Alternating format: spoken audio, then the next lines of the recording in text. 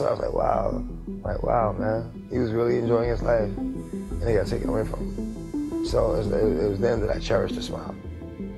It was then. There is allegedly some sort of a blackmail ring that is operating throughout Hollywood, and that artists that are producing music are actually being controlled. As alleged, Combs used force, threats of force, and coercion to cause victims. Now that Diddy's finally facing justice for stuff way darker than most people could have ever imagined, all those whistleblowers who were ignored are starting to be vindicated, and that includes DMX. And made them write lyrics for him and took all that publishing and like, damn.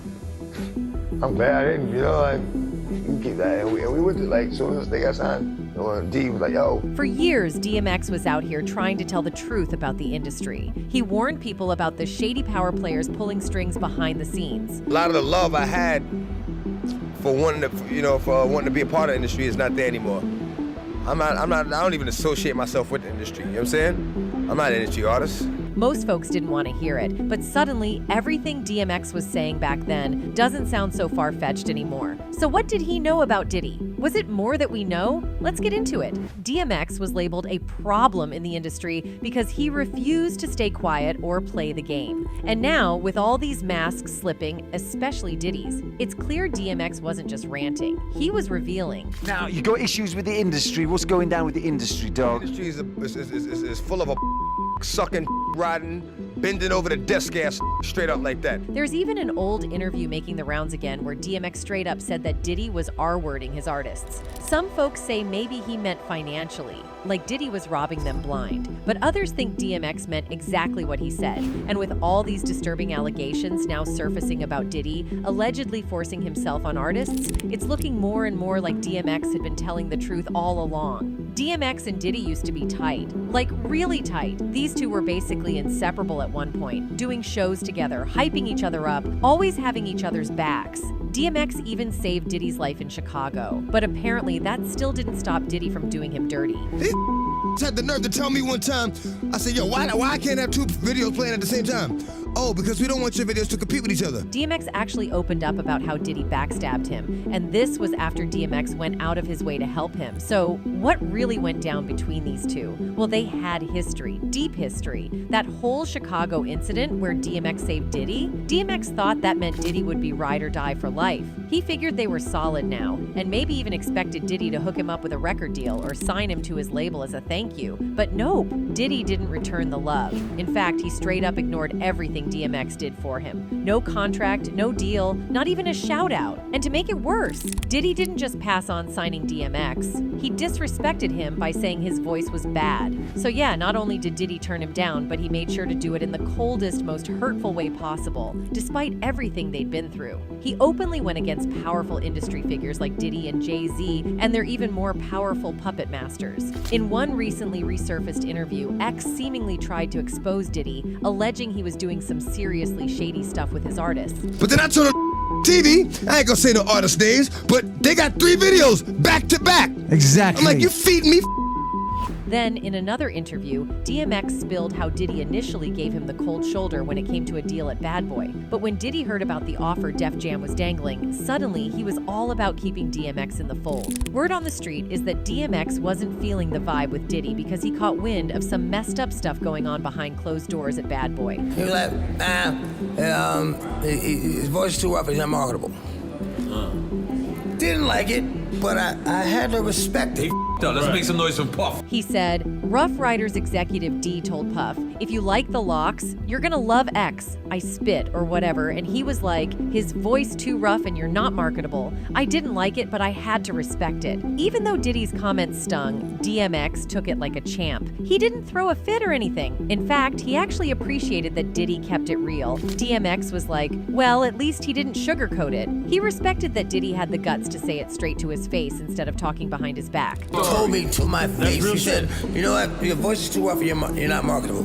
So at least he was willing to, in my mind, what I think he's saying is, work on this. DMX really wanted to sign with Bad Boy Records. He was hoping Diddy would make the move and bring him on board, but instead, Diddy shut him down in the most humiliating way. So DMX did what he had to do. When Def Jam came knocking with a partnership offer, he didn't hesitate. He took it, and guess what? That's when Diddy suddenly realized what a gem he'd let slip through his fingers. But by then, it was already too late. He said, but 3 weeks later, when he found out I was getting signed to Def Jam, he was like, I'll lace your pockets. I'll double what they gave you and lace your pockets. I was like, no, I'm cool. It wasn't until way too late that Diddy finally realized DMX's worth. Once DMX was blowing up, Diddy tried to win him back by throwing more money at him than Def Jam did. But let's be real, money doesn't fix everything. DMX's pride had already taken a serious hit, and no check was gonna undo that kind of hurt. Even years down the line, Diddy still tried to make things right. He wanted to show DMX the love he should have given him from the start. He even invited DMX to join the Bad Boy reunion tour. And keep in mind, DMX was never even signed to Bad Boy. But DMX, being the good-hearted guy he was, agreed to do it anyway. One thing I respect about Puff,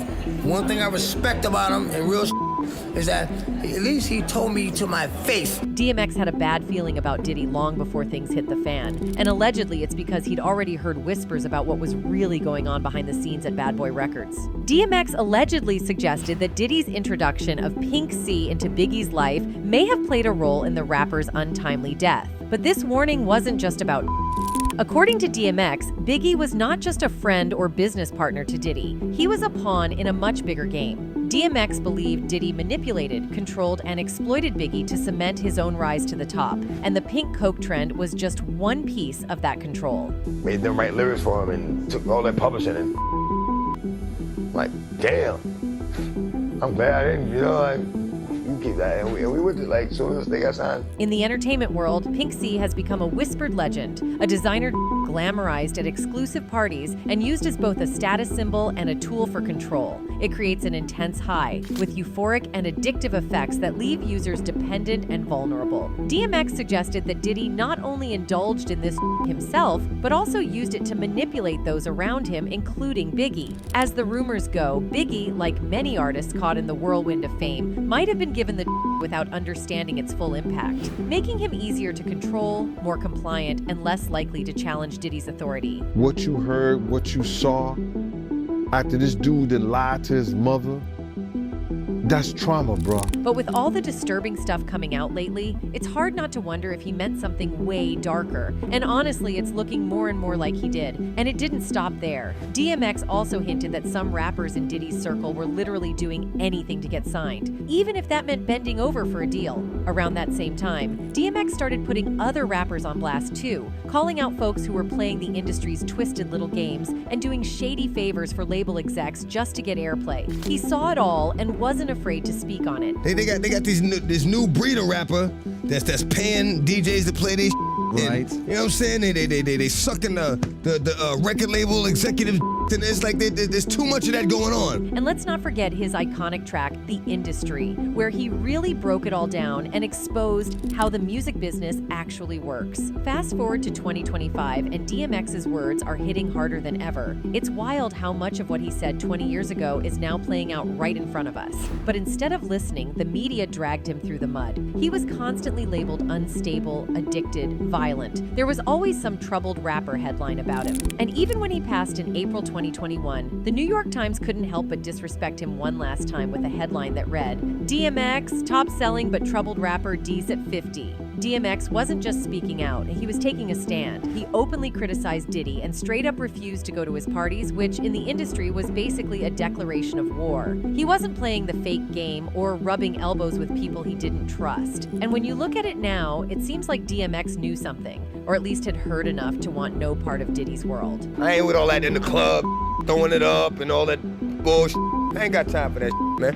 And because then you find yourself doing the same every day. What are you, an alcoholic? That could explain why Diddy never signed him to Bad Boy Records. It wasn't just about DMX's voice or style, it might have been about control. DMX wasn't someone you could silence or manipulate. He saw through the smoke and mirrors and had the guts to call it out. That made him dangerous to people like Diddy, who depended on secrecy, loyalty, and silence to keep their image and power intact. So instead of embracing DMX, Diddy tried to push him out, humiliate him, and make sure his voice wasn't amplified in the industry. But the truth has a way of surfacing. And now, with all these dark truths finally coming to light, it's clear DMX wasn't just bitter or troubled. He was right, and they tried to silence him for it. That's it for today. See you in the next video. Until then, goodbye.